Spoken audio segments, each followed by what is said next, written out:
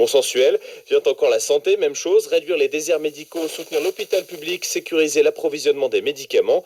Le mode d'emploi viendra plus tard. Pas un mot d'écologie, d'éducation, rien concernant la réforme des retraites. Et au recto de cette profession de foi, le slogan Bardella, Premier ministre, en 2022, c'était la seule opposition à Macron. Merci Maxence Lambrec. Vous parliez, Maxence, de la crise agricole, prise de position du syndicat FNSEA. Pour les échanges, pour les travailleurs étrangers, l'agriculture française doit rester, je cite, dans un monde ouvert. Voilà ce que dit le syndicat agricole. Alors à gauche, pas de profession de foi pour l'instant. Les discussions sur le programme se poursuivent entre communistes, écologistes, socialistes et insoumis. Claire Flochel, on vous retrouve.